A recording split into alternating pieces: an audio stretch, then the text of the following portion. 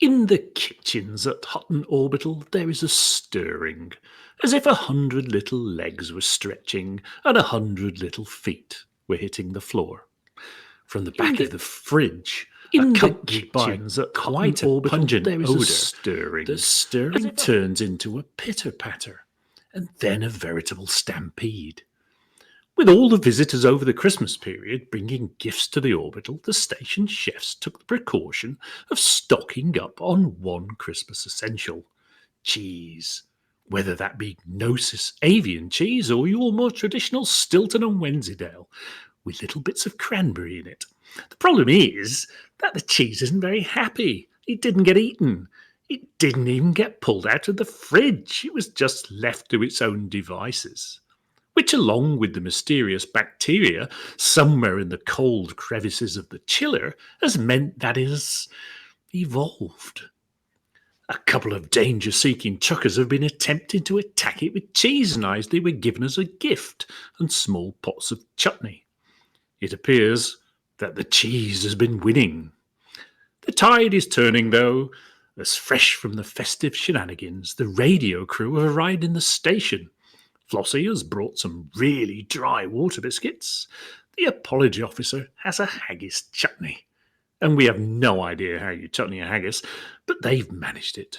Chicks has a bottle of rather special port and a wicked gleam in his eye, and Amelia's just sitting there with a small fork and a tub of pickled onions. The cheese struggles a little as it's pinned to a waiting board and put on a little food trolley to be wheeled up to the studio. In one corner, a century-old piece of celery waves jauntily, as everyone knows that no one sensible eats the celery. And as the waiting staff wheel the trolley in and scarper before they're forced to arm wrestle the ambulatory rancid milk, our host for the evening loosens his waistband and says, "Oh, our Mike's alive!"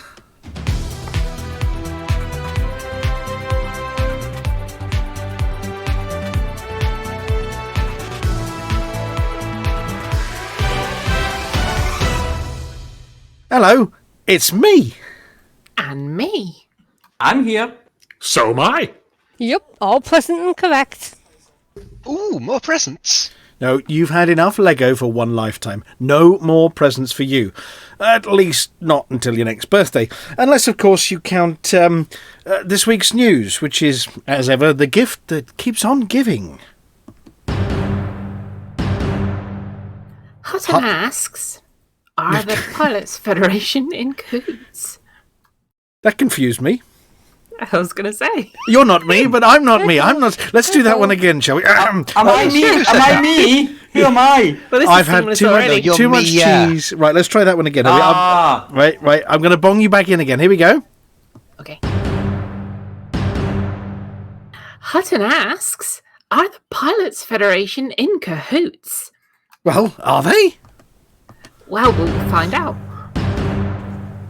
AI provides insight into escaped Pilots Federation mascot.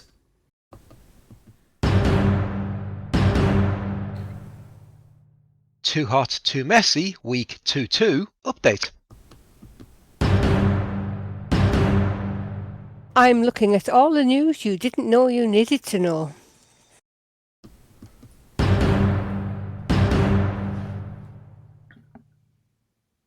Atris 5060s cutting a swathe through Thargoid space.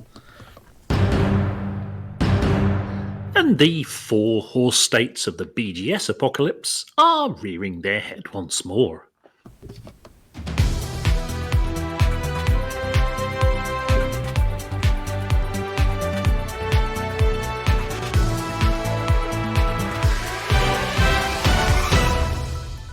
Freshly returned from a trip to harvest engineering materials from some crystalline shards, the Hutton carrier Hot Property and its attendant mad German scientist from Vista Genomics has come into a rather stunning conclusion. The Thargoids have an inside man, or woman, over at Universal Cartographics. Attempting to plot a route back from the crystalline shards and far from any known Thargoid invasion locations, the carrier was greeted with a wall of systems simply marked as Thargoid and was unable to jump. Given that the specialty of carriers, and to be honest, any spacefaring ship, is not just to jump between known locations but explore the far-flung reaches of space, it's more than a little odd that since 3300, there are entire regions of space that your computer just won't let you go to. You can visit Thargoid crash sites, or the Guardians. You can pop to Beagle Point for a nice cuppa, or hitch a ride on the Hutton Hot Bus to Colonia. But try and head to the Col 70 sector, or many other regions, and computer says no.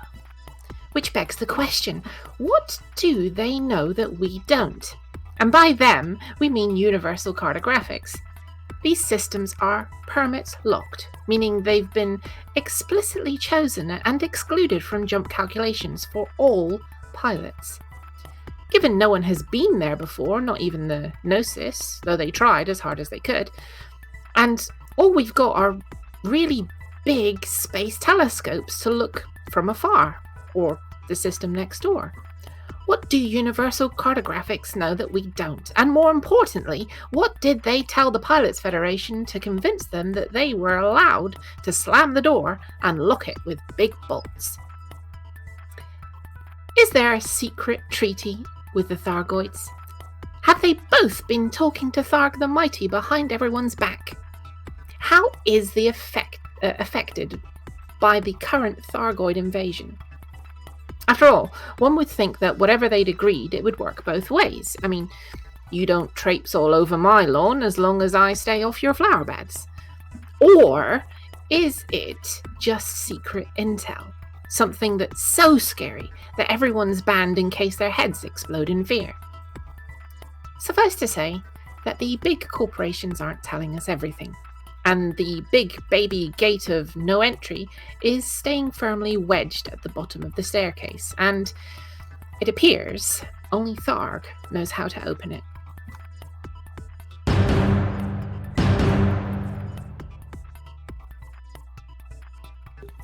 Sorry, I was a bit slow there.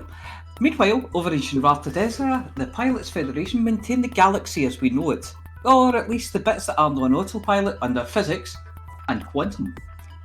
They, along with the universal cartographics in the back of Xeons, keep everything ticking over, completely independent of outside influence from the powers that be, the powers that were, the powers that will come to pass, and of course, Jacob Marley. They've got a supercomputer. They've also got a Dav, who's one better than a supercomputer because he has a lab coat. They tried putting a lab coat on the supercomputer, but it overheated and caused 12 factions to go instantly into infrastructure failure and half a colonia to instantly expand. To keep the supercomputer from actually taking over the galaxy, which, aside from being a sci-fi trope, is highly likely given how much cheese it eats, they've convinced it that it's running a game, not a real galaxy. The supercomputer is quite happy sitting there contemplating the futility of games of tic-tac-toe and galactic thermonuclear war, but the PF were concerned it was lonely, so they got it a pet as a challenge. This Christmas, after one particularly leery party at their offices, well, they had guests from the Empire over and we understand there were togas, quaffing and such like, one of the team asked the galaxy managing AI, Dav was visiting his relatives, to write them a story. The result, well, judge for yourself. Once upon a time, in a far-off land, was a little hamster named Herbert. Herbert lived in a cosy little nest behind the computer screens at the game studio, where the massively multiplayer online space game Elite Dangerous was created. Herbert loved nothing more than to run in his little hamster wheel, keeping the game's background simulation running smoothly.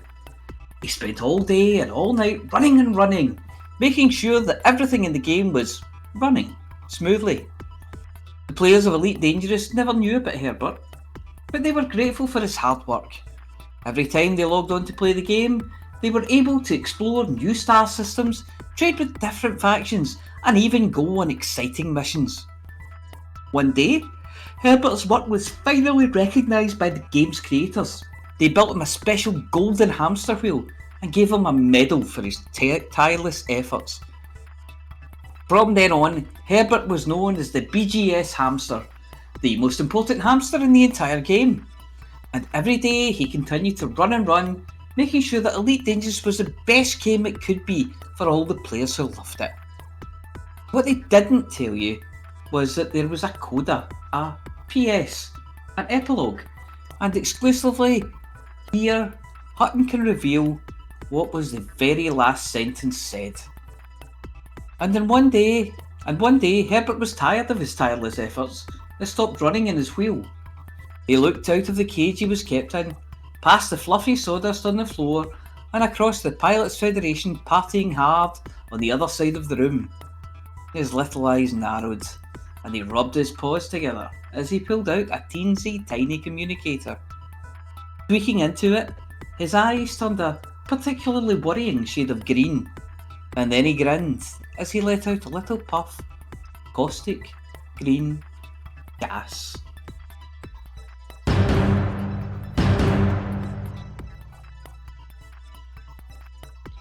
Too Hot Too Messy has now been going for an astonishing 22 weeks, with total deliveries exceeding 47,000 mugs and gin. We had a modest week last week, as apparently some commanders overdid it on New Year's Eve and are still suffering the effects of too much indie bourbon, so deliveries are down by a third. But every mug counts. And also, you may just win a real mug by taking part. What do you get from Tharg, eh? Other than the howling in your ears and a hot, damp feeling in your pants. 5 new commanders joined the effort this week, taking the number to 274 participants. 3 new squadrons are represented, increasing the number taking part to 88, and of course more are always welcome. Naturally, Hutton are blazing their own mug furrow across the bubble, but causing much less panic than Tharg. Collectively, Hutton truckers have delivered over 20,000 seasonal mug and gin gift sets. The Winged Hussars are still in second with over 2,300 muggings, and the Paladins are just holding on to third with almost 1,600. But they are being caught by the Buckyball Racing Club, who are fewer than 20 mugs behind. The Undead are fifth and are the last squadron to collectively deliver more than 1,000 Hutton mugs. The dull guy in the slightly whiffy green retro Christmas combat sweater ensemble is still leading the field with over 4,200 mugs and gin delivered. Some say that he's been doing more ground combat this week in Al Mazrah. Waller 81 is in second place with almost 3,700, outrunning them in third with 3,300. Infinite Dreamer is fourth, and Shea Blackwood has continued their mugging spirit, moving up to fifth. No new commanders have joined the Grand Club this week, with the membership still numbering 8. Of course, we know all this because it is tracked by the marvel that is the Hutton Helper, and updated live on the Too Hot Too Messy event page at hot.forthemug.com/hot_mess_2. Also, the Helper is now fully updated and supports both vanilla and chocolate chip versions of the game, so however you play, your Hutton Rares contribution can be recognised automatically. Apart from the mere glory alone, there is an additional incentive in the form of a chance to win a real-world, Velcro-free, mods-preventing Hutton mug. Any commander that delivers 10 mugs and gin in the coming week will be entered into next week's draw to win a real Hutton mug. Unless, of course, they already have one, in which case you'll have already been immunised against mods. 20 lucky commanders have accomplished this so far. You can see a little golden mug next to their names in the top commanders table, and keep listening for this week's winner to be announced in the banter bit after the news. If you had delivered 10 mugs and gin a week in every week since the start, you'd have racked up 220 deliveries next to your commander name. How do I join the fun, I hear you ask? Well, first you need to sign up by downloading the Hutton Helper from hot.forthemug.com/download, where your mug and gin deliveries will be automatically registered for you by Intarius' genetically altered, multi-flavoured bionic hamsters. Far away from the trials and tribulations of the Thargoid War, Part 2, there is other news that has been out there in the last week. First, the release of the latest book by some minor Imperial second son, or rather the leak of it, in Esperanto. Of course, if you've not been paying much attention to the red tops in recent months, there's been some kind of scandal brewing, as one of the Imperials ran off and got married to a TC actress, then fell out with the establishment, then went on Galtel to talk about it on Chat Show, then wrote a book about it. Anyway, apparently everyone in the Empire hates him. He once shot 100 pirates in one combat zone, and of course there's a perfectly rational explanation as to why he's ginger. We'll skip the rest of that one, as well, he appears to be laundering his undercrackers in public for money, and that kind of content is best left for the high-numbered channels on the station cable telly. Then there's the Federation. Looks like it's now official that the reason they, unlike the Empire, haven't released a formal State of the Federation address, Christmas message or update on the Thargoid War is that they can't agree exactly who is going to speak on their behalf. Hudson says it's not his job. He's just a figurehead with a lot of power and a big red button on his desk, which isn't wired to anything but makes impressive noises when he pushes it. Politicians from all sides have agreed that they're going to vote against everything, and that includes the nomination for who is going to represent them in public, which means it is very likely that Hudson's going to do it under emergency executive powers. Be very careful, Federation, as that is the way to end up with the Emperors and Death Stars. As for the Alliance, they're more worried about galactic cooling. They've been measuring things and they reckon that the galaxy is getting way cooler than it used to be. And they're not talking about flares on trousers that are worn below the level of your bum cheeks. That's not cool. Anyway, it turns out that ships using energy from tritium fuel to make jumps that break the laws of Newtonian physics is actually causing the galaxy to get colder. Whilst they say there's a finite amount of energy, or mass, or both in the galaxy and you can't lose the stuff, just switch from one to the other.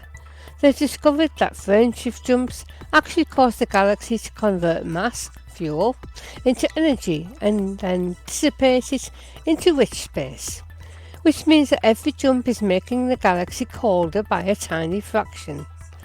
Wouldn't worry though, the reverse is true for Thargoid invasion fleet arrivals, which appear to drag bits of rich space energy with them when they arrive. Which means we're back on Thargoids again. So, time to hand over to Atrus 5060 for the latest. Good evening, trackers. Atrus 5060 reporting in again. You've been spoilt recently. Anyway, I'm reporting in again with the latest updates from the front lines of the Thargoid War. It's been a tough week for humanity, but there have been some hard-fought victories across all fronts. We like fronts. Haxwing continues its campaign with the Oya battle group against its allies, alongside even, I made a bit of a faux pas there, alongside its allies over at Cannon Lab 69. We successfully defended two systems. Holy, a system that was under threat of Thargoid invasion, and Gliese 9035, a system that was undergoing Thargoid invasion. Through the combined efforts of combat pilots, we like them, and evacuations, needed one of them after Christmas, brave commanders were able to thwart Tharg the Mighty from expanding further to habited systems and inhabited systems. An attempt was made to hold back the Thargoids in HIP 7338, but we simply ran out of time, which has led to the system being in an invasion state. Special commendations are to be given to Commanders Millstone Barn, we like him, Lito 27, that's a regular Hutton tracker, and Tolian with 743, 409 and 282 kills under their belts. That's why they've loosened them. On all fronts, we currently stand at 75 systems under Thargoid alert. Oh dear. 23 undergoing Thargoid invasion. Oh dear, oh dear. 386 under Thargoid control. Oh dear, oh dear, oh dear, oh dear. And 23 systems and stations are undergoing repairs. Yay!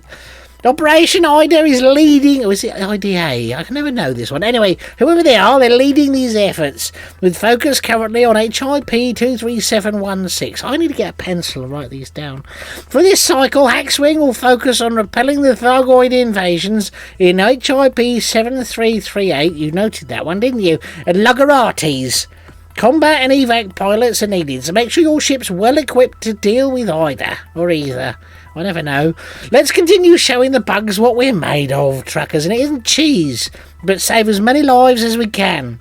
Good luck out there. For the mug. Consistent with the headline-grabbing headline, there are more ailing systems this week than usual and a couple more adverse states, but nothing to get overexcited or emotional about. You know where is still not in the bottom three, and we still have a large bus to handle. Our neighbour from hell is at it again in Avic. Yes, again. More on those stories coming up. We need to talk about Avic. Poor little Avic, not quite low system on the pole this week on 34, only a point above Epsilon Indy on 33, which of course only moves glacially.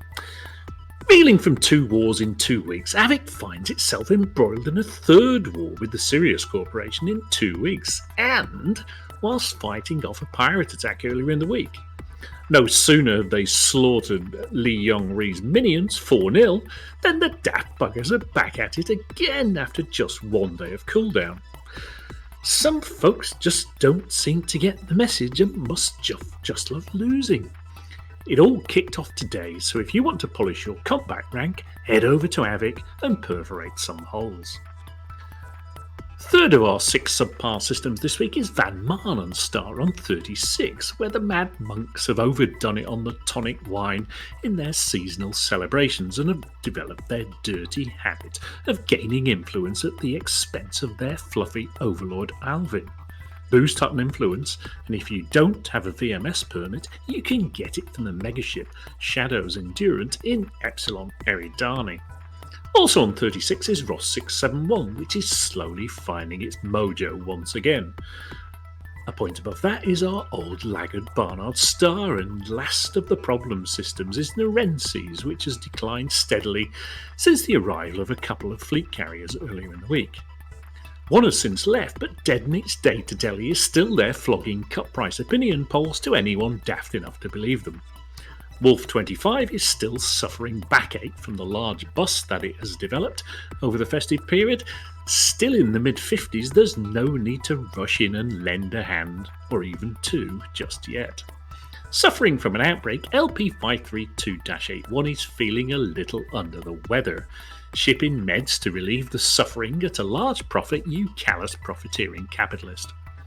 Stuff in Treppin is discombobulated, so ship in water purifiers and power generators to combobulate or upcycle it, or something. At the overachieving end of the Hutton Systems table, we have only 2 systems above 60%. Snuggles loves it when a plan comes together, and it might as we're pending an expansion.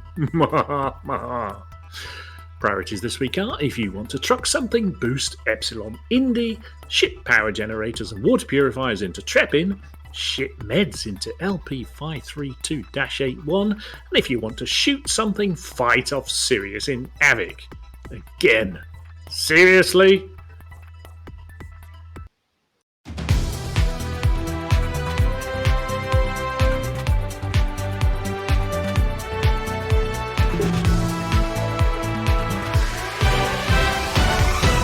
Oh, seams everywhere. It's 3309. We started as we meant to go on, I suppose. Happy 3309, everybody. Happy new seam. Happy. Yes. Oh, I better turn that off there. There we go. Push that one. There we go. Oh, I've had another seam. Look at that. Well, anyway, it's nice to see everybody. Sorry I couldn't be around on the pre-Christmas show. Just I was being fed cheese by the mothership. Oh, what kind of cheese? All the cheese. Was it like I Dairy bought Dunkers? this because Did I you thought have Dairy you'd, Dunkers. I thought you'd like it. La vache qui rit. Oh, everything from a nice crumbly cheddar to a Port Salut to your bries and your camemberts and things with little cranberries in them, and just not the apricot cheese. I can't get on with apricots and cheese. Sock cheese. You don't like apricot? Oh, cheese. yeah. We had a really good apricot Wensleydale this Christmas, and it was absolutely. It vanished in seconds. Oh, Wesley. Was there a Cookie Monster noise? Om nom nom nom nom. As you scoffed it. Not that I heard, but then I was the Wallace one and doing the Gromit were vanishing. around. So After all, you That's can't right, move for the Wensleydale. apricot trees in Wensleydale, up there in absolutely, in yeah. Wensleydaleshire. Wensleydale, yes. I do like Wensleydale. Not even Wensleydale. Wensley to hell, yes, Yeah. We've forgotten the crackers, Gromit. absolutely. But so did everybody have a good Christmas and a New Year party, Nice family Christmas. or but did you it- sleep and snore and not do? You didn't do the fireworks with that long haired fella, and you didn't do the what is it? Jules Hollands and his pre-recorded Hoot Nanny Nanny. Yeah. No, I think I was. No. Yeah, watching- that- No, but the last leg of the year was good. They're like, yeah, it was. I enjoyed that. We watched that. I enjoyed Christmas, but I kind of just Indeed, I and, just Adam Hills latibulated it after in New that. Year. Well, I did stay up late, way past my normal bedtime. Did you? Yeah. Ooh, 10 o'clock. How Yep. late? So I at least 2 o'clock in the morning. Unfortunately, the puppy dog was poorly, so the puppy dog had been unwell at some point during the evening. So I spent off my New Year's Eve about an hour and a half. Unwell in a way that needed a mop and a bucket. Well, a whole room needed a mop and a bucket. Yes. Oh, And I needed sort of elbow-length rubber gloves and waders, and Oh dear. and a gas mask.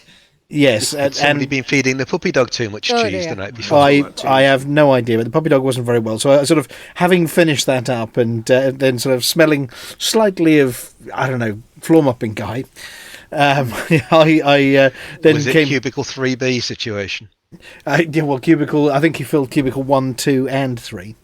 But not quite Brown Sunday. Yeah. Anyway, so sort of did the New Year thing, and then had to sit up with the dog until about 2 in the morning.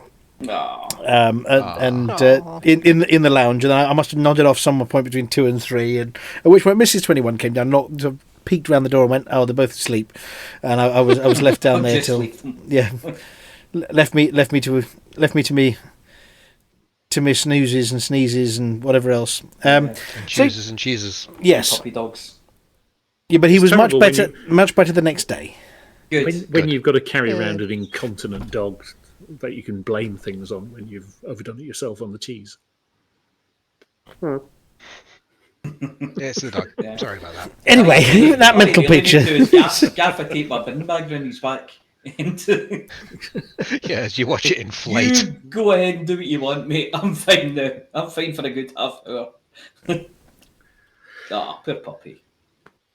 Anyway, so yeah, so that was my New Year. It was all right. It was nice and peaceful.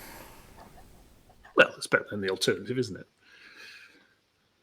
Sort of like a cruise missile coming through the bedroom window. That's an option. You shouldn't talk. You shouldn't Yes. talk about the mother-in-law like that. I know when she's coming around, the mice are throwing themselves on the traps. Oh, Dear. Anyway, so we had a Frontier live stream this week. No, we didn't. no. You could have had a repeat. Hey, you could have gone and watched the one before Of Christmas. half looking suitably shocked, surprised, pleased, all in the same facial expression. If you Right. wanted to Only watch because that he was again. told he had a good crew. But no, there was no live. 18th, 19th, I think it's back. Got to wait 2 weeks. Yeah. Well, they need to get rid of it. They need to get back and shake off the Christmas funk and all Yeah, that. as get well, rid of the don't they? hangovers and It's just that they don't fit in the chairs until they've had a couple of weeks to catch up from Christmas. fold up the Christmas sweaters. That's and why put they them put shoehorns in some Christmas crackers. What, to get you in and out of the seats? To I get you in wondered and out what of that chairs. was. There was a little thing in one of my Christmas crackers. I had no idea what it was. Is it a clip for the edge of the table? No, you're right. It must have been Yeah, it's a mini, an amazing shoehorn. fold away. Oh, right, okay, I get it now. I understand. But the one I got in the Christmas cracker was actually just a very small shoehorn. It was very small It wasn't a shoehorn. foldy one. Yes, for very small shoes. Well, fair enough. I've still got all the Christmas crackers behind me. I completely forgot Go to. and pull one of your Christmas crackers. See what's in it. No, I'll just save it till next year. Oh, you! We didn't have any. In fact, they're probably about 5 years old because I can never remember to put them on the table. Man, you need to open one of them. In fact, these little ones with rabbits on, I'm sure, are about 20 years old. Yeah, you might not be able Rabbits to. on. They You sound might like not be Easter able. crackers. You might not be able to tell some of the jokes anymore. You better get them now. Never stopped me before. Yeah, no, it's true. Yeah. The jokes won't. I suppose the jokes wouldn't have gone out of date, really. We're not doing the first show of the year with Christmas cracker jokes. I mean, we've got a line. We're going to draw it somewhere. Yes. We've already done half of it Yeah. with Christmas cracker jokes. What And a can I hamster. say? Yeah, just not. No, it's not the funny bit. Yeah.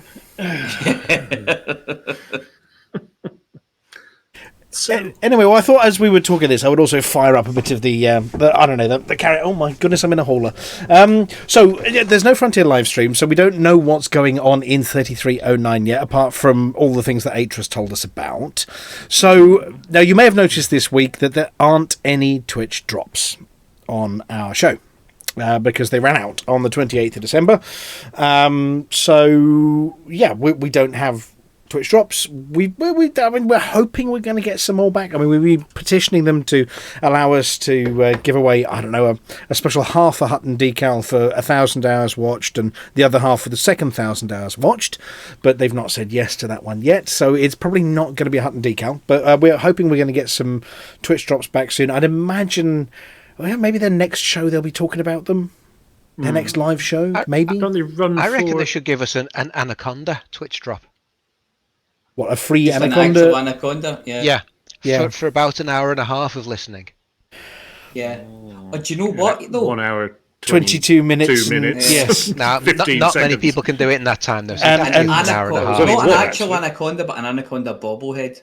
You're still getting a free anaconda. Well, those exist, don't they, the Anaconda Yeah, bobbleheads? they do. Yeah. I'm sure I saw one of those on Flossy's dash when she was sort of landing somewhere really quite aggressively and it was sort of wobbling all over the place on the cockpit. No, I haven't got one. You haven't got one? I've got That was her actual ship that was wobbling like that. It Ah, might right. have been. Do you think it might have been either what is it, a Mark III? I think it's a Cobra Mark III. There's a Cobra Mark III. Python, maybe? Yeah, what's the fighter? Yeah, there's a few of them actually in wireframes. Yeah. Is it a Viper? I don't know. I think you get a Viper Mark III bobblehead as well. Yes, but obviously you can't get the Cobra Mark IV bobblehead because you can't get Cobra Mark IVs. Well, not unless you had one You only already. get that if you Yeah, bought. they don't really exist. Yeah, you only get that if Oh, you yes, bought. they do. I shot one the other day. You only get that if you bought Horizons. You can buy if you bought Horizons in the first day you're allowed to buy a Cobra Mark IV bobblehead. Yeah, didn't the buy it, guy I at the just dealership got it. keeps. Yeah, the guy at the dealership keeps trying to sell me one, but I don't think they exist. I've never seen them out in the wild. Yeah, I've got one. I got rid of it in the first week. I got one and I love it. Yeah. That's Terrible. like What I'm do you the use it same for, with- then, Flossy?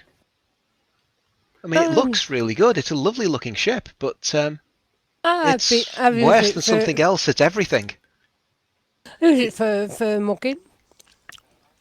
You know, with it being a small ship, you can take it anywhere, you can land anywhere, It's got more cargo space and it's than got the other. fairly good cargo space, yeah. Yeah. And it looks good. I got a nice paint job on it. Well, we'll wait to see what kind of paint jobs they give us. But, I don't think it's going to be a Hutton paint job. We have an urgent incoming message from Commander Volcarius related to news articles from earlier. Where Atras 5060 was telling us to go to HIP 23716. The note is, no. don't. Do not No. go to the There has been some testing going on by the pilots of the members of the Pilots Federation, rather as opposed to the Pilots Federation themselves who are in charge, to work out how the recovery mechanics work on fixing stations after they get broken. And the answer is there's absolutely nothing we can do to fix them any faster. Apparently, the progression of the little ticks on the fixing it happens whether you do anything or not. They've tried as little as 10 tons into one obscure station, and they've tried tens upon tens of thousands thousands of tons, and it still took exactly the same time to tick over to the next one. So either somebody who's not logging it is doing tons and tons of work, or it's just recovering all on its own without our input, I believe. So thank you, Commander Volcarius, for that reminder. Is it that when you ask the port guys that are unloading the stuff how long it's going to take to fix it, they suck air through their teeth and say 2 weeks? Yeah, exactly. It's and it does take it's going to take as long as it's going to take. Yeah, or they'll tell you 8 weeks and then do it in 2 weeks. Yes. So at the moment, there's no point doing any repairs because we think they're going to happen on their own. Which is, I mean, it's sort of nice, but it Flossy, trucking is our kind of thing, isn't it? It is, yes. Yeah, and if we can't do trucking to fix stations, like fixing 8 in 8 days or 10 days or whatever it was that we did, or a week, we were going for 10, but I think we had to fix one of them twice. If there's not that kind of a job to do, it's, we have to go and shoot things, and you don't shoot things, do you? No, I don't. Unless you're on foot, and Thargoids don't go on foot. Well, yeah. exactly. It's got 2 legs. Well, yeah. Is this a bit sort of Animal Farm? 2 legs good, 8 legs bad, or something? Could be. It could very well be, yes. Thargoid farm. Oh, there's a sun out there. God, I can get a tan standing here in the cockpit. So I changed the seats, especially for Christmas. I thought I'd change the colour of the seats in my fleet carrier. So while I was out somewhere, I decided to repaint the seats into, I don't know, this is sort of 1970s Mark II Ford Escort. Oh, it is, isn't it? Yeah. Is it velour? It's that brown interior they used to have on the Ford Escort Popular Plus. Oh, I'm going to. Right, I'm seeing you. I'm just watching the video. Yeah. Oh. Yeah, that vinyl stuff that you stick to in any weather. Yeah. Yeah, and when the sun's been shining and you're in shorts, Mm-hmm. Peel yourself out. Like somebody's been desperately unwell all over your seats. I did not know you could do that with a fleet carrier. You do what? Change the colour of the seats? Change the seat colour, yeah. Oh, let me. I can probably go to that screen for you as well while we're talking. While I'm going to that screen, yes. Would you like me to... Flossy. Yeah. Obviously, there have been CGs recently, and I don't know whether you're going to talk about one later or not, or results from one, but there have been CGs recently to improve the guns. We've had turreted guns and turreted missiles and fixed guns and gimbaled guns and all sorts of these new enhanced things, and people seem to be fairly happy with them, chewing a new one in whatever passing scouts go past, but people have been sort of grumbling a little bit that the important stuff is being neglected by Palin and the Pilots Federation. Things like the Xeno scanner, that you have to stick your nose up a Thargoid to actually get a decent scan. Yeah, and 500 meters, isn't it? You've got to get to an angry Thargoid before you can scan it. And people are saying, well, why can't we have a CG? Somebody have a word with Flossy to see if Flossy, as Queen of the CGs, can wave her magic scepter and put a crown on and say to the Pilots Federation, we need better anti-Xeno scanners. So the question is, can we sign a petition, all 4 or 5 of us in here, and you can deliver it for us, or? You can if you want. I don't know if it'll do Don't shoot anything. the flower people. Yeah, how many signatures do we need? What? No, we were just scanning them. We're not shooting them. We're scanning them. Obviously, as a precursor to shooting them. Is that the scanner that takes a biopsy? I don't know anything about the scanners. Well, the thing is, when you fly around and you sort of look at one of them, your computer goes, "Oh, that's a Thargoid." And you say, "I know, it's corroded by hull and it's trying to kill me." And it says, "No, really, it's a Thargoid." It says, "I know, my ship systems are going wibbly." And it says, "No, really, it's a Thargoid." And so you do this sort of try and shoot it, and its shields go down, and then it gets tired for a bit, and then you have to shoot one of its dicky tickers or something. But you can't tell which one to shoot unless you can target the subsystems of using gimbaled lasers, or you're a superhero pilot like Alex Zuno, who can probably pinpoint the exact millimeter exhaust port that Alex Zuno needs to hit to destroy one. But yeah, it helps. But anyway, we'd quite like one of those, so we'll do a petition for that one. The other suggestion, I saw this in some Galnet news that Commander Wotherspoon might talk about later, is the number of guns. Because you can't carry more than 4, can you? I've no idea. Not yet. Not yet. Not Lithobreaker, you probably know more about it than I do. So you've got AX guns and Guardian guns and then Salvation guns, but you're only allowed 4, mix and match. Yeah, but they all seem to sulk and not like it when you put more than Well, Yeah. 4 of them on one ship.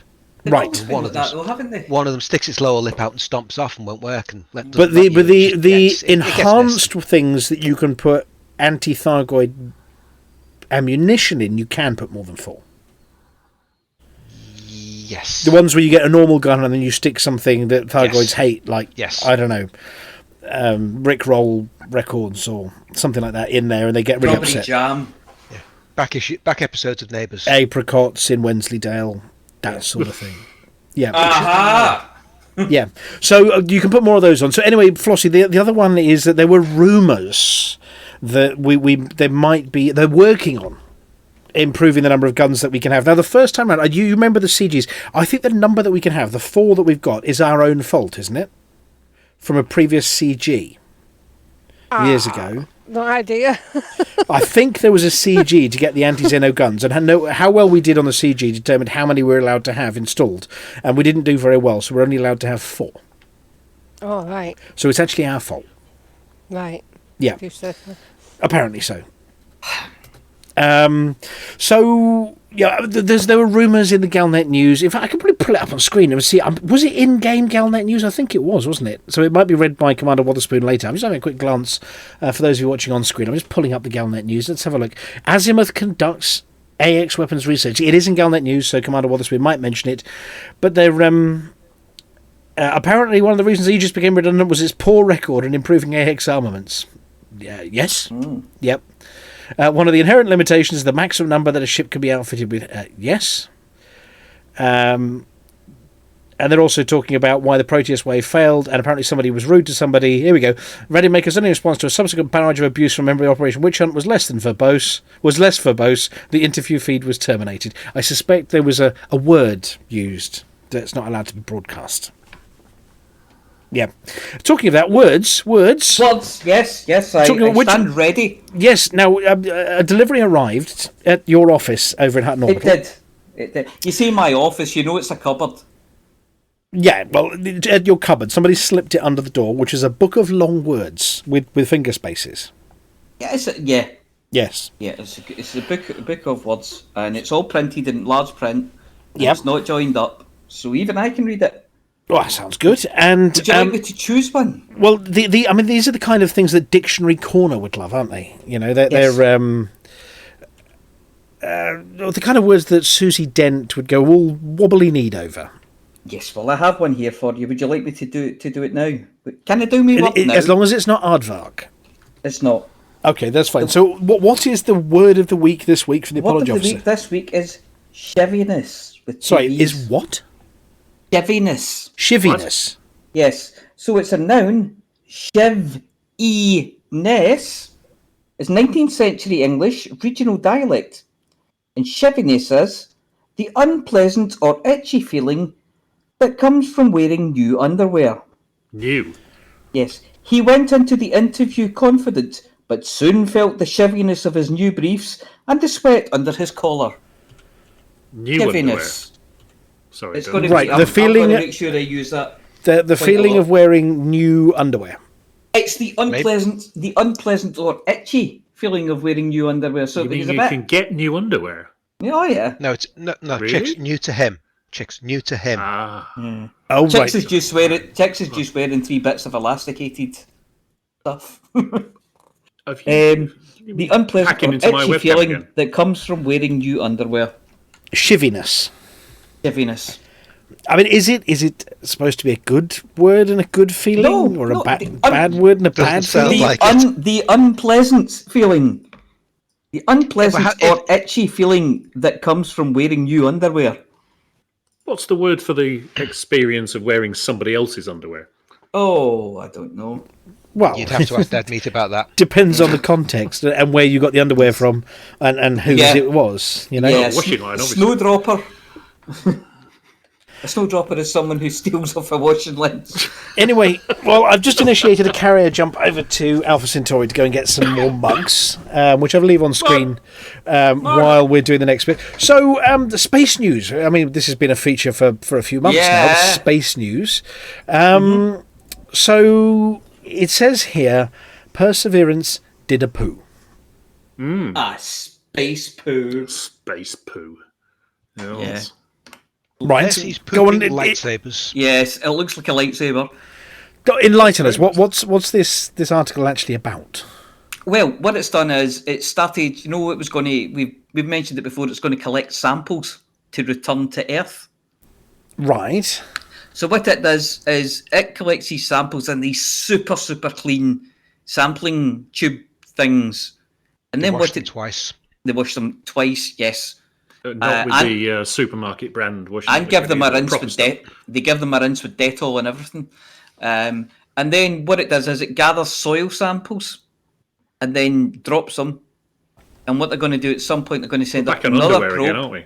Yeah, they're going to send up another probe to go and collect them all, and then they're going to send out another probe which will sit in orbit, and then the first probe will fire the samples up to the probe in orbit, which will return them to the Earth, or something like that.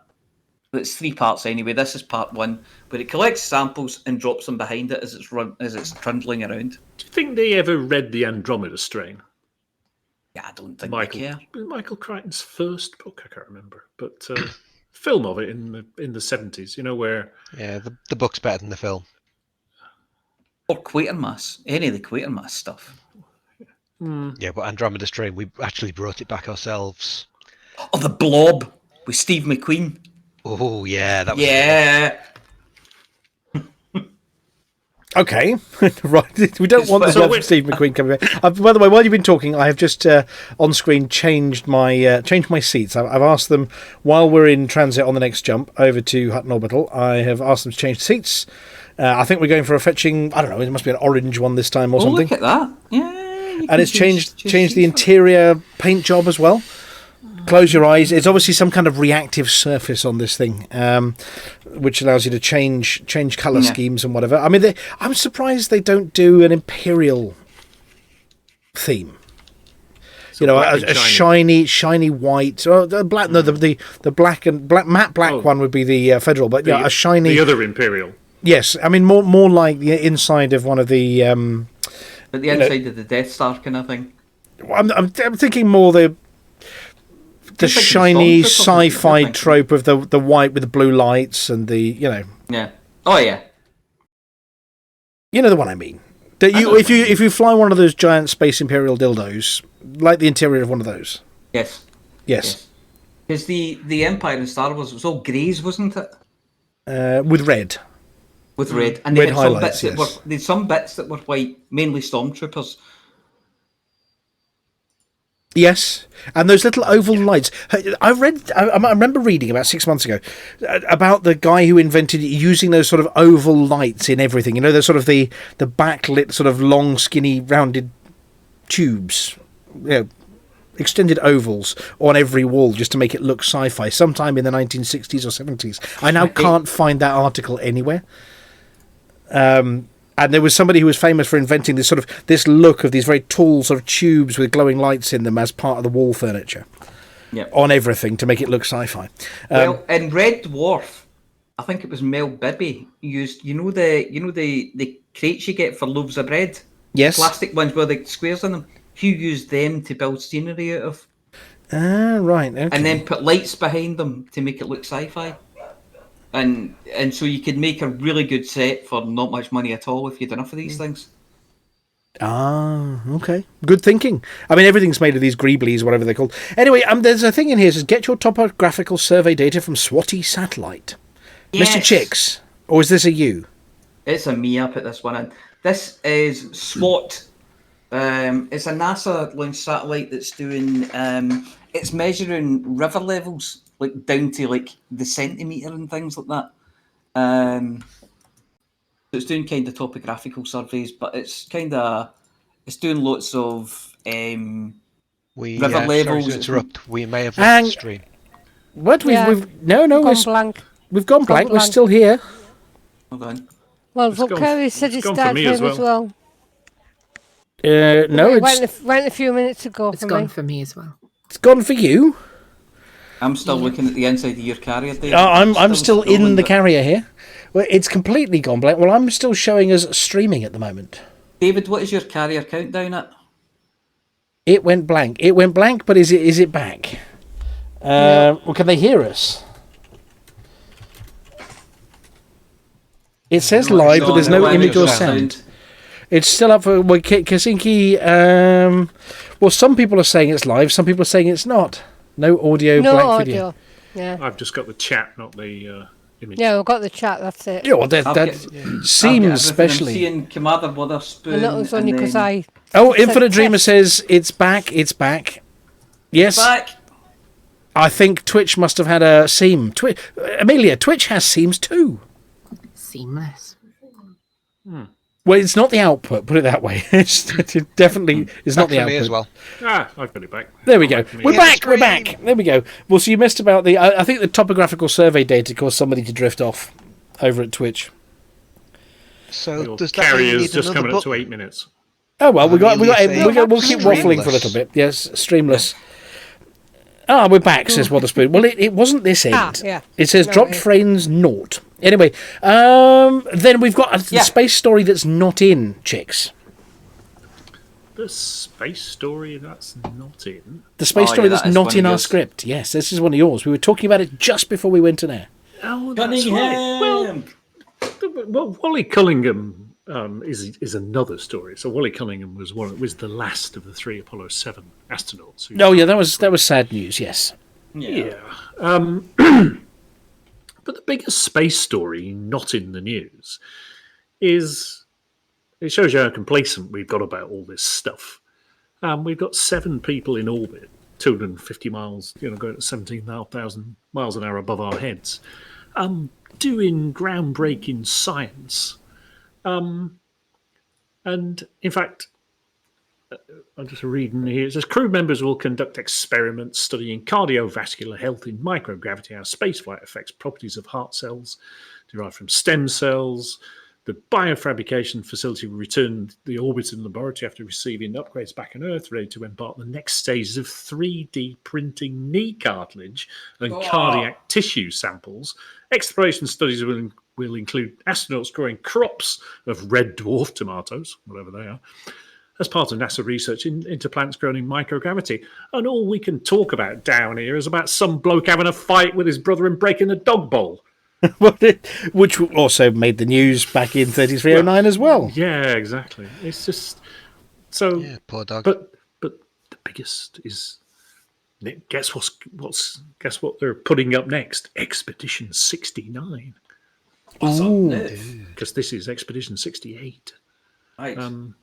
69, dude. We've all been on Expedition 69, haven't we? Who's going on 69? Well, who's coming back? I think the Russians are. Well, yeah, this come is back soon, aren't they? Well, yeah, well, this is the thing because we've got a space station up there at the moment, and the thing that hasn't hit the news is it's broken. It's always broken. No, it's really broken, as in a bit of it's leaking a lot. That's the Welsh bit. It's full of leaks. Yes, I think it's a Russian bit. And in fact, I understand it's the escape pod that's broken. But is it an occupied escape pod? No, it's an unoccupied escape pod. It's broken and it's leaking, venting, whatever. And they've had to, flush this out and that out and all sorts.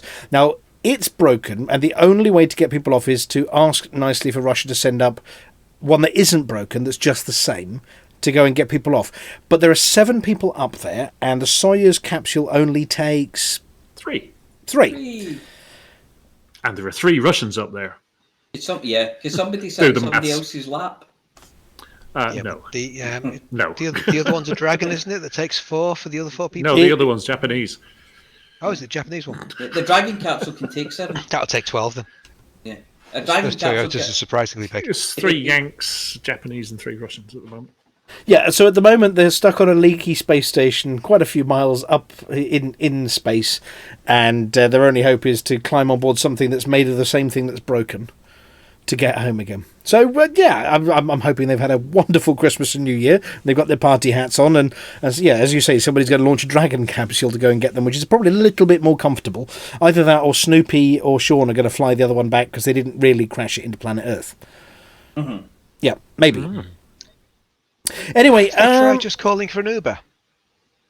No, well, I suppose an Apex taxi could do it. Oh no, we have 4 minutes and 9 seconds until jump protocols kick off. Right, Flossy. Yeah. Next bit. And this is week 22, I think. Yeah. So in week 22, we have to issue another mug. So do we have somebody who's got a drum roll handy? And this week's mug winner is Epaphos. Pardon? Epaphos. Epaphras. Epaphras. I've no idea how you pronounce it, but it's Epaphus. Epaphras, yes, Epaphras. Epaphras. Congratulations, Epaphras, on delivering some mugs and gin. And so, Flossy, how would Epaphras get in touch with us to tell him it's me, so that we can send them their mug, but not any gin? The email, I took part at huttonorbital.com with a picture of his cockpit showing his name, just to prove it is him, and give details of his address so I can send it. Yep, so email I2part@huttonorbital.com and prove that you're you, and send us some details of where you'd like your mug to go. Now, what you don't want to do is send it to your sister's house in another country, which then gets returned, right? And No, that's not how it worked. That's not how it worked. That's not how it... It's Oh, the right. other way around. Oh, right. Got it sent to his own house in another country that got returned, and then went, I'm going to send it to my sister's house instead. Oh, right. Anyway, Which is in a different country for the first country that it gets sent to. So possibly more likely to actually there's a mug on its way to Beagle Point, especially for that person. But Epaphras, I understand, is actually listening in right now and has Awesome sauce. screamed for the mug in chat. Right, well, that means I don't need to send them a Hutton Helper message, which makes my life easier. So hopefully, unless somebody's quickly changed their name to Epaphras, I think Epaphras is in the chat. So congratulations, Epaphras.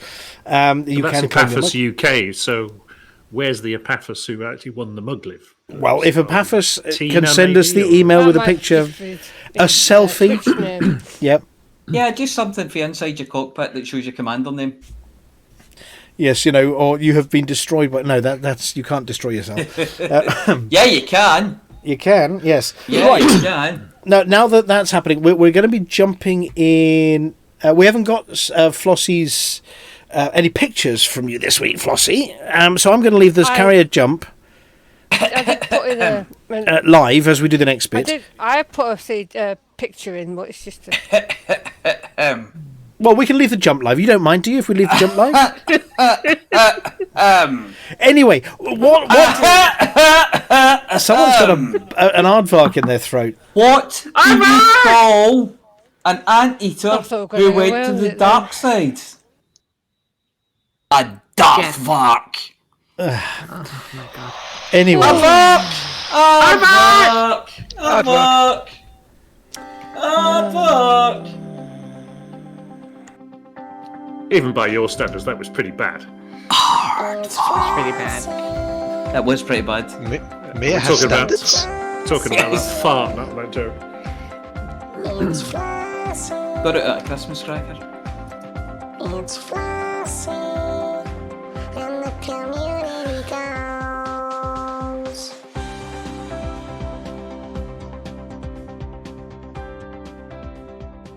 Hello, Flossy here with this week's CG News.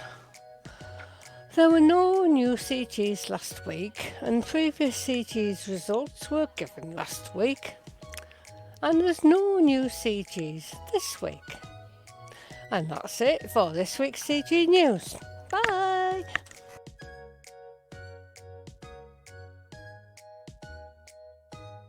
Well, you can still have the music, it seems. And we haven't even jumped yet. No. Yay! Well, I thought I'd time that with the start of the jump. Shall I turn the sound on for the jump? Can I do me bit now? Ooh. And now we hand over to the first footers of news. May your lum always freak. It's Beetlejuice and Witherspoon with Galnet News Digest.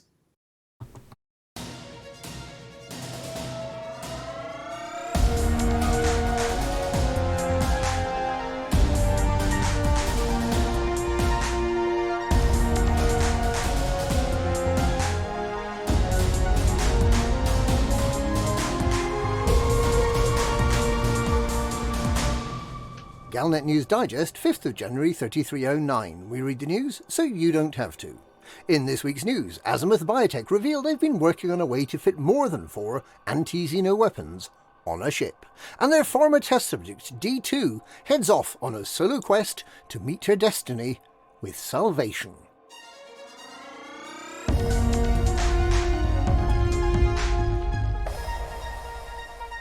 A noisy and bad-tempered interview with Azimuth Biotech CEO Torben Rademacher was cut short today, but not before he said he's looking at ways of removing the limit of 4 AX weapons in ship loadouts.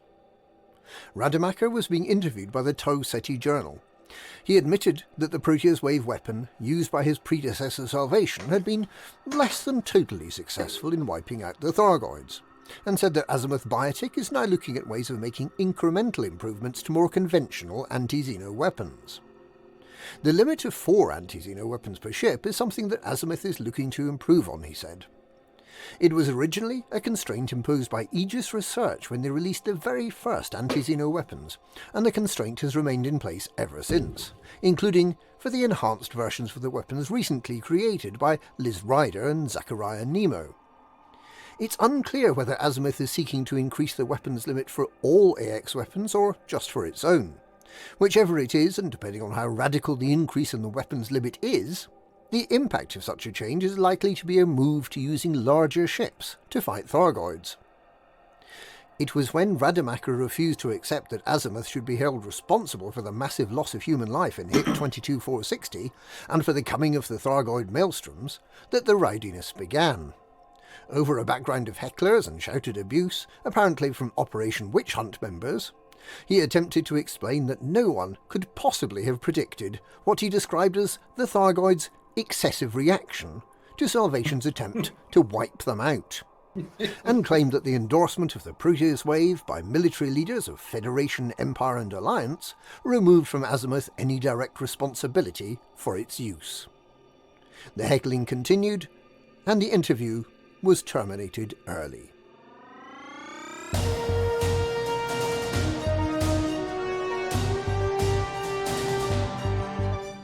The so-called Thargoid Whisperer, former Azimuth test subject D2, has vanished, leaving a note claiming that she has unfinished business with Salvation. Former Aegis head of research, Professor Albert Ezra, says she became aware that D2, whose real name is Xiaojin Ai, had departed after the former test subject failed to turn up for a therapy appointment. Xiao's voice note thanked those at the former Aegis facility for their care, but explained she's on a mission to do with Salvation. Tesro accepts that Xiao's mental and physical state has improved dramatically while she's been under Aegis supervision, but that the neural implant fitted by Azimuth had still been causing her some discomfort.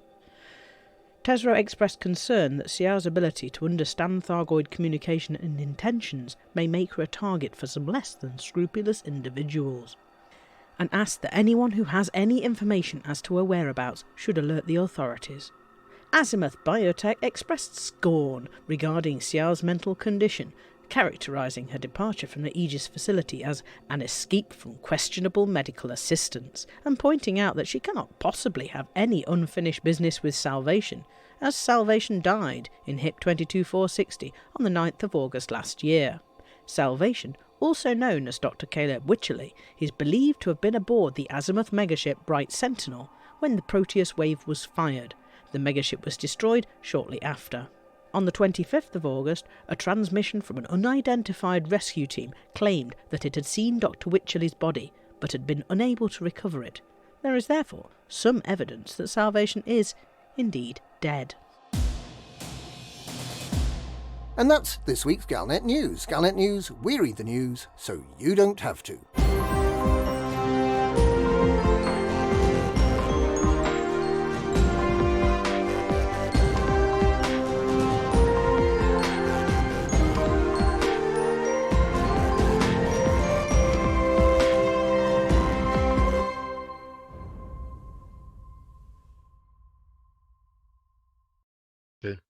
And speaking of things that always reek, let's hand over to the club foot of news. It's Mia Harkness with the Hutton Helper results.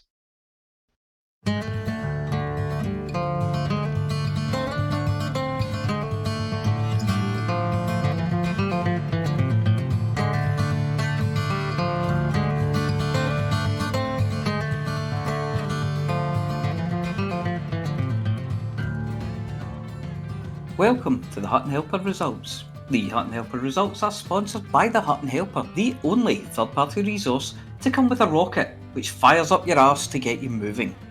This week we have the following events: the out of breath by the time you get to the end of the street shield, the emerging from hibernation Cup Winners' Cup, the remembering your password for work Deja Vu trophy, the Will I Ever See Daylight Again trophy, the I Could Be an Olympic Apathy-ist charity shield, and the Duvet Day extravaganza.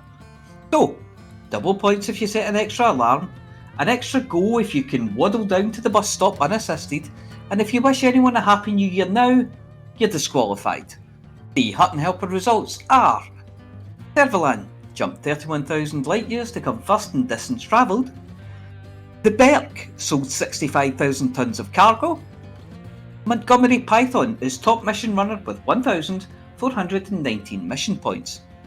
Alex Zuno handed in 777,777,777 credits of bounties this week.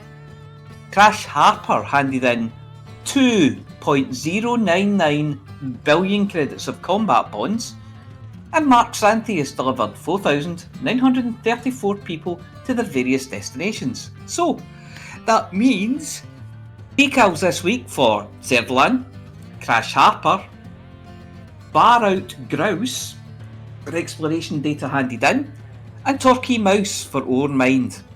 Please email itookpart@huttonorbital.com and arrange to collect your Hutton decal kit, which this week consists of a motivational holo seminar, a month's free membership to the Hutton Gym, and someone to stick your decal on because you can't be bothered. And do it before quaff tide. There have been 14 Hutton runs in the last 7 days. The top 5 are Jagspace or JSpace with 1 hour 23 minutes 36 seconds. Ryko 1 hour 23 minutes and 44 seconds. Bandicoot 1 hour 24 minutes and 10 seconds. Time Raider with 1 hour 24 minutes and 12 seconds.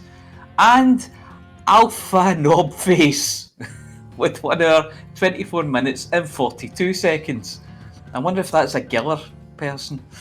If you're not ramfeazled or bothered by shiviness, there's a whole galaxy of stuff out there needing rung in, first-footed, decked with boughs of holly, motivated, evacuated, unfriended, ejected, manhandled or woman-handled, smeared, deflected, irrigated, emphasised, sniffed, stuffled, postponed, hidden from, flip-flopped, mistranslated to and from Spanish, chilled, mugged gin, wrapped up with a pretty bow, shipped, shot, rescued, having their immersion ruined, battered and deep fried, repaired, destroyed, bought, sold, squeezed, inflated, burnt, frozen, liquidated, evaporated, smelled, licked, sucked, nibbled, discombobulated, recombobulated, head-butted, rubbed, compressed, enveloped, strained, fermented, murderized with an S, interrobanged, upcycled, violently downcycled, disallowed, reallowed after consulting VAR, smelted, loved, adored, cherished, and propinated.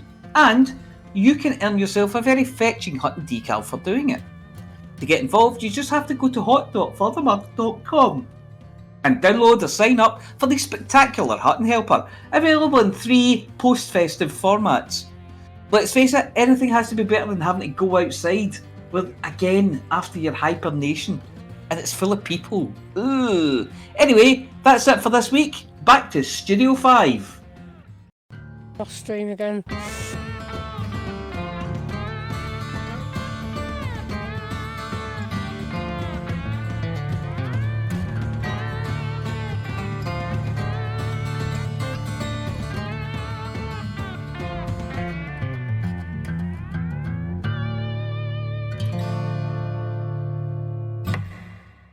As many people enter the year 3309 having made resolutions they're bound to break within a week or so, we reckon that a blast from the past might help energise people into keeping theirs for at least 2 weeks, maybe 3 at a push, with a helping hand from the system Terra Mater.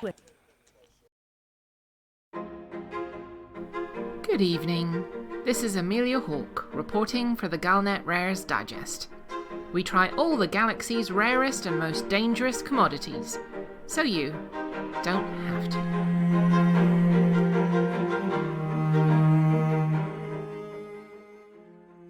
It's not often that the Galnet Food Digest is asked to obtain a special permit to enter a system selling rare goods. Trade in rare items is a mainstay of the economy of many locations, and the income they provide is vital to not only the local population, but also the preservation of sometimes endangered foods, animals, and habitats. Our rare this week is technically classified as a medicine, though it isn't well regulated and, in fact, in some systems is used as a food additive. After a week or so of negotiation, we've been able to obtain our permit and have headed to the Terra Mater system, literally translated as Mother Earth. Discovered by predecessors of the Brotherhood of Terra Mater, the first planet in the system is as close to Earth itself as you could possibly ask for.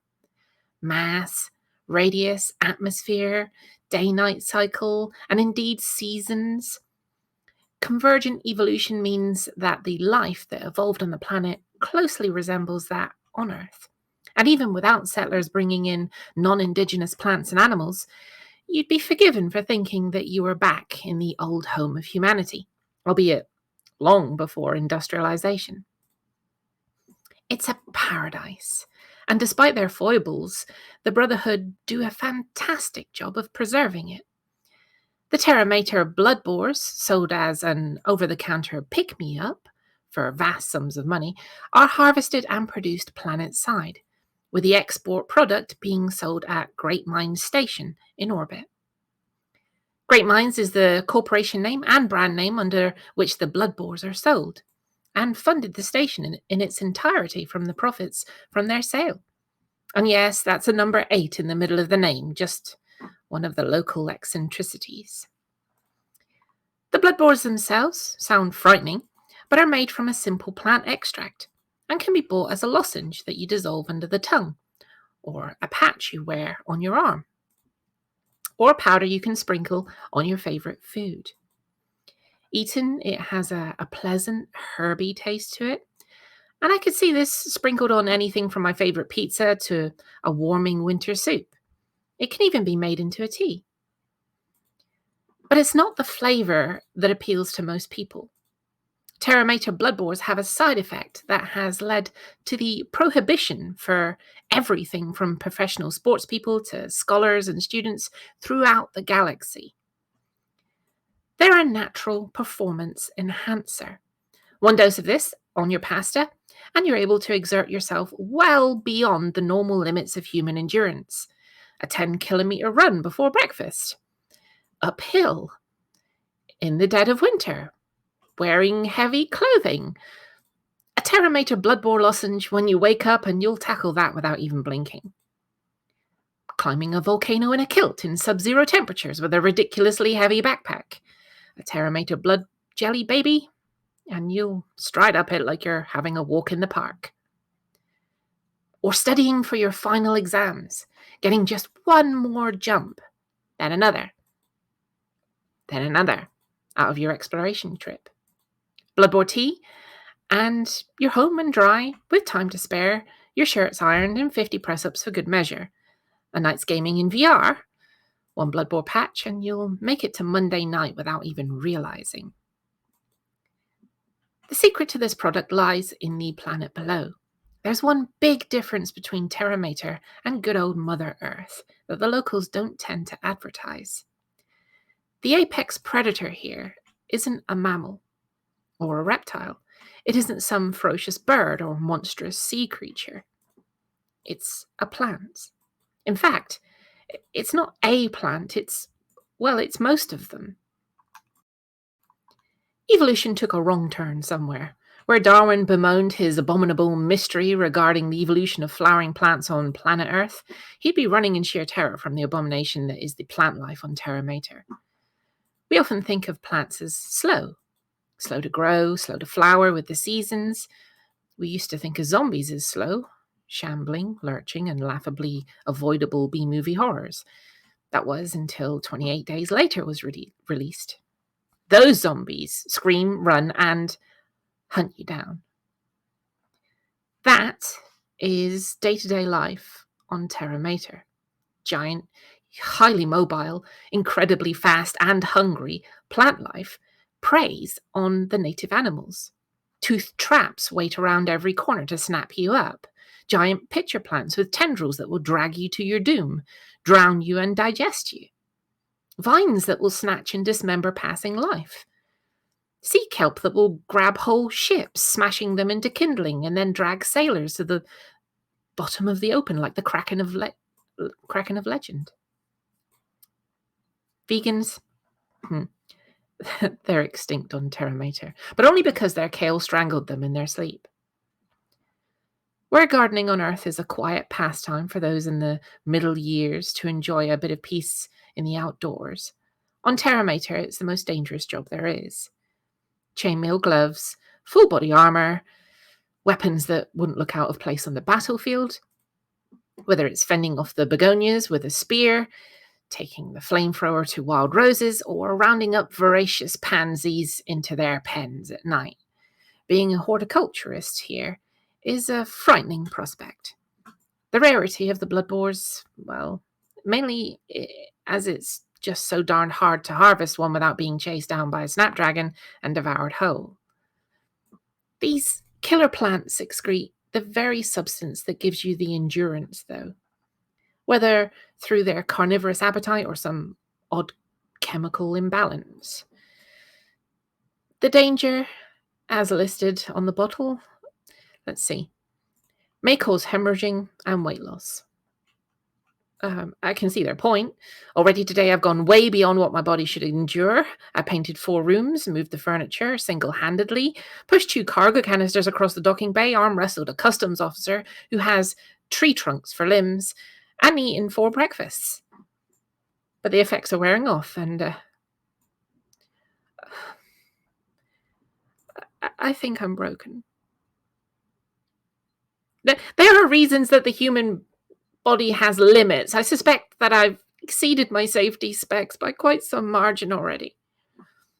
I'm Amelia Hawke, reporting for the Galnet Rares Digest, and I've just fought off a vicious-looking aspidistra with a kitchen knife. I come under attack by giant plant life, so you don't have to.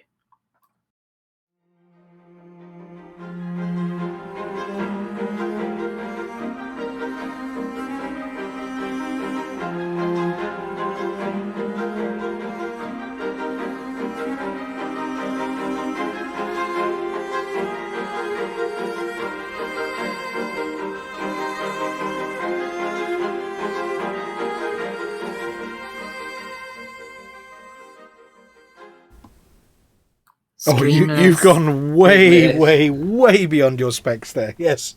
I mean, 50 push-ups. Give it a rest, you know. Yes. Making all of us feel out of breath just doing it. Was it those finger push-ups as well? Oh, yeah. Yeah. One hand. We are in 0G here, but, you know, you were doing it with your magnets attached or whatever. Yes. Or the big fan going above your head or the Velcro or we don't know. But, I mean, those I think we said it when those were first first reviewed by you, that those plants. Insane. I wonder what the cannabis plants are like on that planet. Vicious. Vicious, but They smoke slow. you. Yes. They won't smoke you. Right.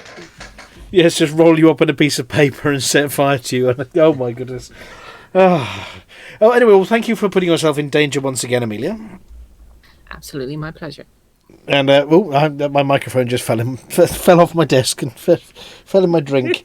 If I sound like I'm gurgling from underwater now, yes, it may be that my microphone's a little bit soggy. Well, look, maybe it's made of plant stuff and it's trying to kill me. But anyway, so we'll be back next week. Well, I won't be. I'm going to be messing around with racing cars next week. After 4 years, or three cancelled Autosports. Mm-hmm. No, I did one just before lockdown, so it's 2 cancelled Autosports. There we go.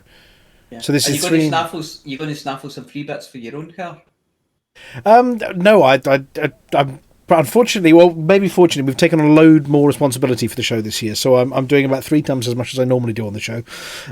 So I've got a whole team of wing people. I've got a whole wing. So it's not just me; it's a whole crew, and we've got about 6 shows this week, which is just bad timing because I could have done with one a week for 6 weeks, but we've got 6 this week. I've had a promotion.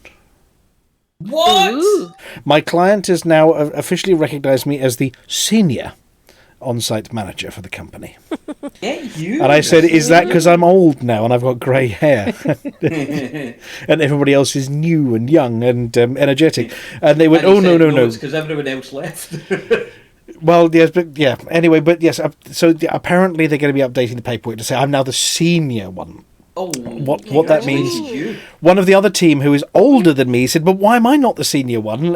Why is he the senior one? And the answer came back from the team very bluntly, well, because he's better than you.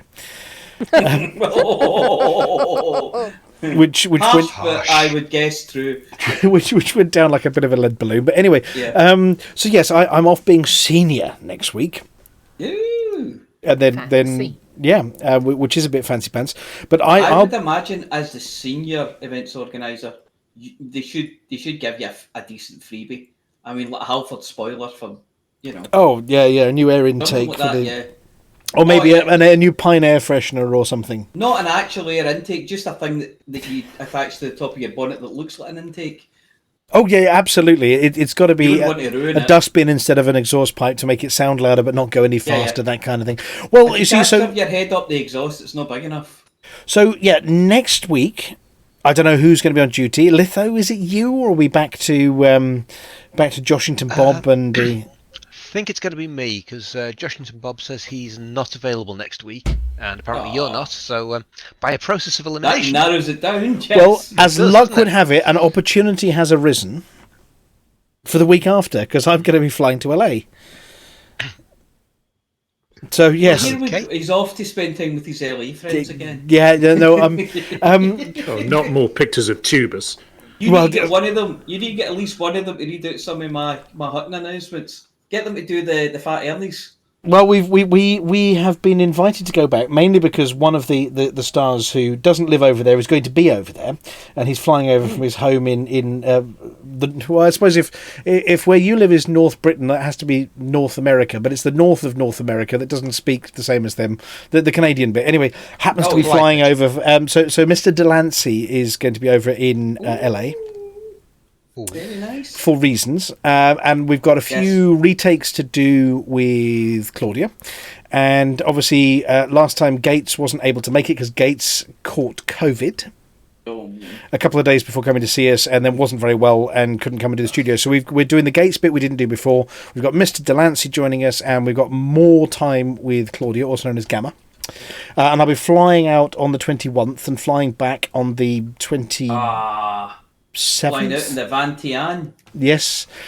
So there is an opportunity for a couple of weeks, Litho Breaker, if you don't mind. I'm sure that either I or Josh will be able to cover.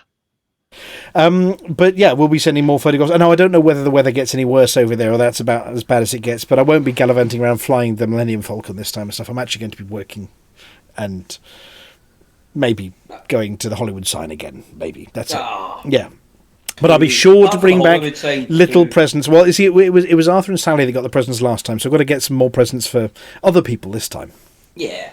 Oh, you've told people now, though. Hmm? Well, they might listen to the show and find out. Well, that's the whole point. You're supposed to listen to the show and find out. I might even get some special sounds just for the show. You never know. You just don't know. You never know. Anyway, so look. So I'm going to be back in. Not next week. No. I think I'll be back in February. Sounds about right. Yeah, this is about. But you've got me for the whole of February. But look, it's been lovely to be back, albeit for 1 week, and lovely to have the team here. Thank you very much to Flossy. Now, Flossy, we're hoping there's some more CGs next week, so you get a big bit in the middle. Yeah, I hope so. Yeah. And we're taking wagers now whether it's going to be the AX scanner or more guns. It's not going to be repairs. I can tell you that for free. And thank you very much to Amelia. Please step away from the spider plant. It's looking at you funny, and I don't want to have to get in the middle of that fight. Thank you to Chicks. Carry on mugging. In the middle of it right now. Right, there we go. Thank you very much to the apology officer. We do need another word of the week next week. Oh, Dictionary Corner. Oh, yeah. Well, the book's still there. I mean, how many 100 pages does it have? Have we got enough for Oh, God, give me a second. I don't know if you noticed, but I slipped a couple in, as it were, so to speak, to coin a phrase. I did, yes, notice, but we may have to go back and define them. We might need to put a little panel up on screen to spell it for people as well, for those who don't speak North British. Yes, let's have a look. There is 179 pages of words from what I can see. Well, that'll cover us for a couple of shows anyway. And finishes off with Womblecropped. What? Take that back. Don't tell us what it means. Save that for another show. Yes. Oh, yeah, it's perfect for Hutton. Yes, perfect for Hutton. And thank you very much to Litho Breaker for coming and joining us as well this evening. Always a pleasure. And I'm back off to go and work out what carnage the dog has caused while I've been doing this. There has been barking. Right, well, thank you very much, everybody. Now, it is traditional to remind the listener, and I mean you, that one who shouted, me, yes, you, and the other one who shouted, ooh, and sounds lovely. What's about to happen does not sound lovely. What's about to happen sounds really loud. So if you're wearing headphones, can you please take them away from your ears sometime soon?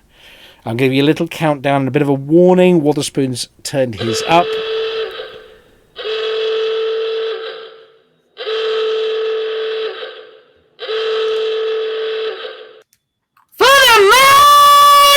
For the mug! Mug. Oh, that mug.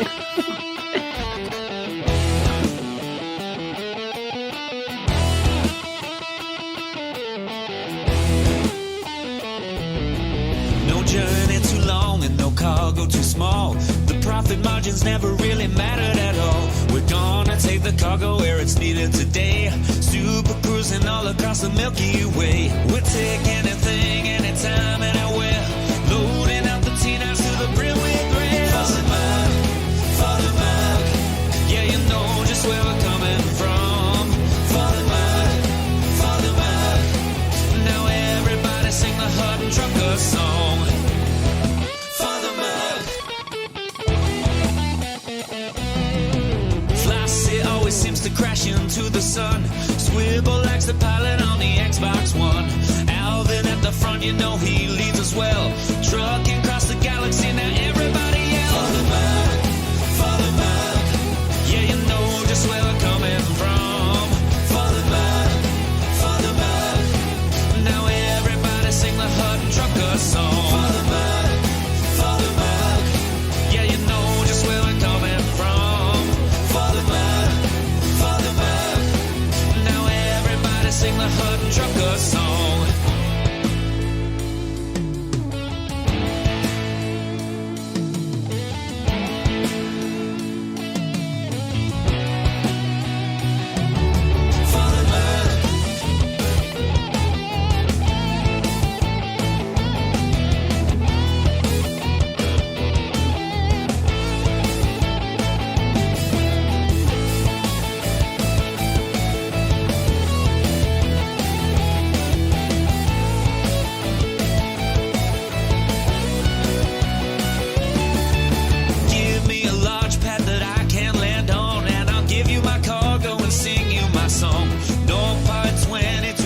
To go cruising to Hutton, whoa, no journey too long and no cargo too small.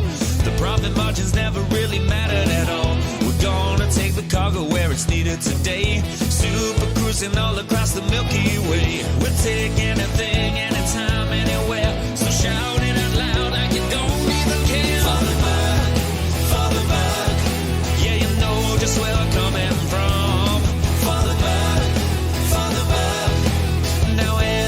Sing the Hutton Trucker song. For the mug, yeah, you know just where we're coming from. For the mug, now everybody sing the Hutton Trucker song.